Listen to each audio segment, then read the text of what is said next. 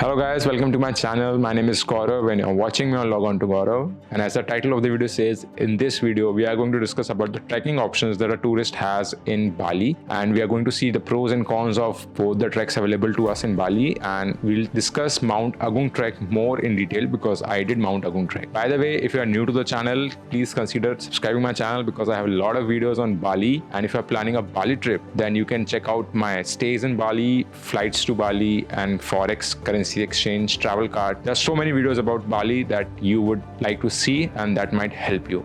So please consider subscribing my channel and see all the videos that I have linked in the description below. So let's begin this video.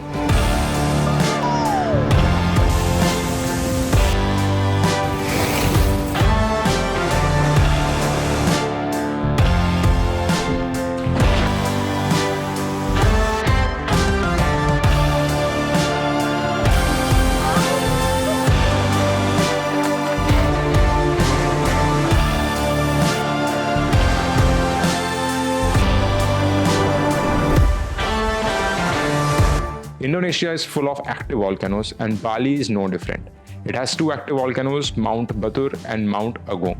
Mount Batur is at height of 1,717 meters, while Agung is at height of 3,142 meters. Both are active volcanoes. Mount Batur last erupted in year 2000, while Mount Agung last erupted in year 2019. First of all, we'll compare both the treks and see which one is better. Mount Batur trek, I would say, is easy, and Mount Agung is a little bit tougher. It's easy because this treks last for 3 to 4 hours, and since it is a sunrise trek, sunrise almost happens there at like 6 a.m. so you have to start this trek at around 1 in the night, and the distance traveled in this trek is 4 kilometers. Elevation gain is 500 meters only. While if we see the Mount Agung trek, it is a 7 hours long trek and the elevation gained is 1900 meters, that is almost 2 kilometers, and it's 4 times that of the Mount Batur trek. And the total length traveled in this trek is also large, it's 8.5 kilometers. Though we have another option of climbing Mount Agung by another route which is only 4 hours long and the length traveled in that route is 4 kilometers, but since the elevation gain remains the same, which is 2 kilometers, the second trek is very steeper than the first one. Next point of comparison is Mount Batur can be done by trekking, and we also have a safari option there in which you can go to not the total peak but at some point through jeep also, and you can watch the sunrise from there. While in case of Mount Agung, trekking is the only option available. Third point of comparison is cost. Mount Batur is cheaper and cost around like 3,000 rupees per person, while Mount Agung trek is way costlier. It costs around rupees 15,000 for 2 people because there is large demand of people going to Mount Batur, and since it is shorter, it's cheaper per person. Mount Agung trek is costlier because it takes a longer time and it's a longer distance trek. It takes almost around 12 hours to complete the trek, so that's why it's a little bit costlier. But if you do it in a larger group, then this cost also comes down. Next point of comparison is like both are active volcanoes, but in Mount Batur you get very close to the fumes and you can literally feel them because you go very near to the crater. But in Mount Agung, we go to the edge of the crater, but the crater is so huge that we don't feel the direct fumes passing through us. So if you want that experience, then you can go to Mount Batur. The last point of comparison is very important, and it can piss you off if you are my type of person, which is Mount Batur is very crowded. So many people goes there because it's easy to do, while Mount Agung, hardly there are like 20 people at a time on the true peak. And in Mount Batur, I don't know how many people climb Mount Batur each morning, but the number is very huge. The crowd may spoil your experience, so yeah, that's the point. So overall, if you see the comparison of Mount Batur and Mount Agung, you might choose Mount Batur because it's easier to do, it's cost effective. For Mount Agung, you might choose it for the views because the views are awesome. It's like 2 kilometers above Mount Batur, which gives you the entire new perspective of the surroundings, and you can see the entire Bali from there, which is like really amazing. So I chose Mount Agung trek. So we'll discuss Mount Agung trek more in detail. I chose it because it's high, and from the top of the Mount Agung, you can see in north, you can see up to Lavina Beach, you can see the entire coastline of the Bali. In the south, you can see all the way up to Kuta. Obviously, the weather needs to be clear for that, but you can see as far as Kuta. In east, you can see Nusa Penida Island from the mountain. So that's like really unbelievable. The Mount Agung top is like always above the clouds. So there is no chance of your view getting spoiled by clouds. While in Mount Batur, the clouds may come above you and your sunrise can be spoiled. So the top of the Mount Agung is visible from the flights despite being clouds. So on a return flight from Bali, we could see the Mount Agung top and it was so beautiful. And the feeling that we climbed the mountain, we were on the top, that was very fulfilling and very amazing feeling. So there are two common points to climb Mount Agung. One starts from Bisaik Temple and the other starts from Pasar Gunung. The trek from Pasar is shorter but steeper because the elevation gains remains the same, that is 2 kilometers, while the trek starting from Bisaik is less steeper because the distance traveled is like 8.5 kilometers. Also from Bisaik, you reach the true peak of the mountain. From Pasar Gunung, you reach a point a little lower than the true peak.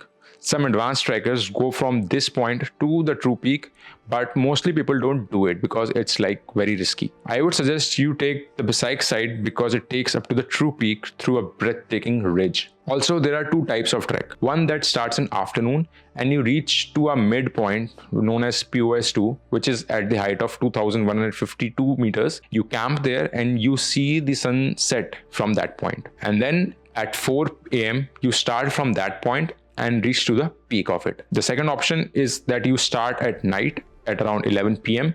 and in single go of 7 hours trekking, you reach to the true peak to watch the sunrise. The evening trek is little costlier because then the cost of camping and your food, dinner, etc. gets included in it. Now let's discuss how to book and execute your trek. The pathway to trek is pretty clear, so definitely you can do it on your own. But since the trek starts at night, you may need some assistance. Also, if you are not a avid trekker, you might just give up. So it's better to have a guide, and it's better to be with someone local so that you can talk and share the experience and culture from them. And especially that applies when you are coming back, because in that case you can talk while walking, you interact with locals and get to know more things about the place. And the wonderful thing that I came to know about that this girl, whose name is Jia Sharma, could be the first Indian female to reach to the Mount Agung top. Yes, we were told from many guides there that they have never seen an Indian girl reaching to the top of the mountain. Can't believe it, right? So if you know some female Indian who has climbed the Mount Agung, then you mention her in the comments and share this video to her so that she can come up and say, hey, I've climbed Mount Agung like in 2023 or some date before June 2024. I'll dare you to prove us wrong. Big achievement for us. So moving on, you can book the trek online from various websites like Get Your Guide, Klook, etc. I preferred Klook because the rates there were quite justified and cheaper. I also talked to a local person and the rates quoted by him were higher than the Klook. I booked from Klook and for 2% it cost me rupees 15,000. The cost of the trek comes down as you trek in a larger group, so it can come down as low as 4,000 rupees per person, but the group needs to be of like 10% for that. But if you're a couple only, then this is how much it would cost. This cost includes your pickup from the hotel. You can stay in any place that I've told you in my stays in Bali video, and if you stay in any of those places, you can get picked up, no issue in that. The cost of your guide and few essentials that they provide that I'm going to tell you in the video later. The ticket and again dropping off to your hotel is included in this 15,000 rupees. So time for the first tip of the video, which is the date of trekking that you booked on the website is the date on which you'll be on the top of the mountain. So your actual trek starts a day before it. Let's talk about what to carry on your trip. So they'll give you few items to eat like chocolate breads, wafers, bananas, chocolates, and almost like 4 liters of water. For gears, they'll give you a trekking pole, hand gloves, and headlight that are included in the package, and they provide coffee or tea once along the trek. That is included in the package. The things that you have to carry is carry a raincoat and keep the raincoat a lighter one, the kind of that are available in Bali, like you can see here. And then you can carry a spare t-shirt because your existing t-shirt can drenched in sweat or it might get wet because of the rain. And then you should carry a jacket as you reach the top. The winds and the temperature drops and it's like morning time, so you feel cold, and you should definitely carry a jacket. You should carry bare minimum number of cameras to shoot stuff. Everything needs to be carried by you and it can get pretty heavy. My bag was very heavy because I was carrying a GoPro, Insta360, battery bank, mobile, and then drone. So these things were in my bag, and you can see the reaction of my guide when he lifted up my bag to see how heavy it was.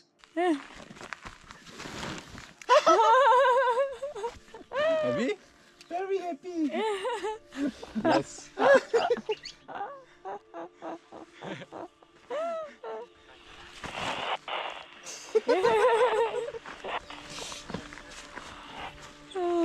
Other than that, you should wear a comfortable clothes and very good trekking shoes. I was wearing trekking shoes, but Gia was wearing Crocs shoes. You can see in this video that after the trek, how her feet got when she opened her shoes after a 12-hour long trek. Condition बहुत खराब होने वाली है, हमें मालूम है.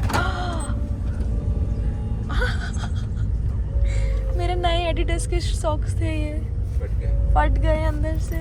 तो तुम्हारे लिए अभी देखते हैं. दोनों तरफ से.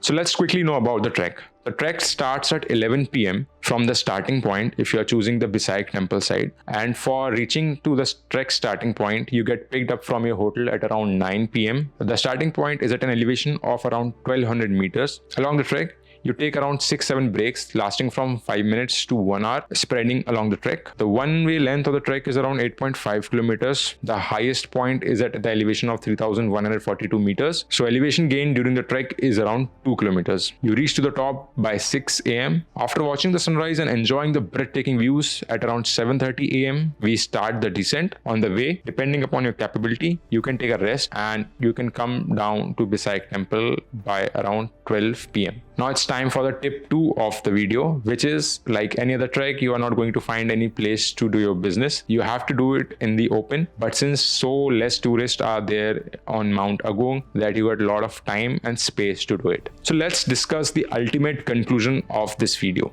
So first one is, go for the Mount Agung sunrise trek, because it may seem hard, but the view from the top is really worth it. Though I have not been to Mount Batur, but I can say that the views from the peak of Mount Agung definitely beats the view from the Mount Batur. Second thing is, book from Klook, because I checked other websites also. The rates there were higher. I did my booking through Klook and it was wonderful. It was smooth. Third one is, choose the Bisaik temple side as a starting point, because as I told you, it takes to the true peak of the mountain, and the last patch of the trek of around 1 kilometers is very scenic, very beautiful, really jaw-dropping views that we get from there. Fourth one is, choose the overnight trek. Seems very overwhelming to me that how can I trek for like continuous 5 hours? How can I walk 8.5 kilometers continuous all night? I have to walk. It's already hard to be awake all night and think about walking all night, and that too gaining the elevation of 2 kilometers. So it's really overwhelming, but yes, our bodies can do more than what we think of them. So yes, you can do it also. Just keep confidence in yourself. So now let's talk about the pre and post trekking activity that you can plan. So suppose you booked your trek for 10th June. So as I told earlier in my tip 1, your actual climbing the mountain will start a day before, that is on 9th June at 9 p.m. So for 9th June, you can plan early morning activities for your itinerary. Like you can go to Lovina Beach, you can go to some waterfall, you can watch sunrise in Ulandalu temple. So all the activities that can be done in early morning time, you plan those things for 9th June. And by afternoon, you can come back to your hotel, have your lunch and take maybe a day sleep for a couple of hours, because you're going to be walking the entire night. And on 9th June, 9 p.m. you will get picked up from your hotel, and from 11 p.m. you start your trek to the mountain. You reach to the peak by 6 a.m. and then you come back on 12 noon of 10th June. So after coming from trek on 10th June, I would suggest you do rest, because that is very much required to continue on with your trip. So that was all in this video, and if it has really helped you, then please consider liking the video and share with everyone, every girl especially, because you guys need to prove that Jia Sharma is not the first Indian female who has been there. And if you guys cannot prove it, then definitely she's the first one to do it, and I'm really proud of it. So that was all guys in this video. Thanks for watching and stay tuned for more.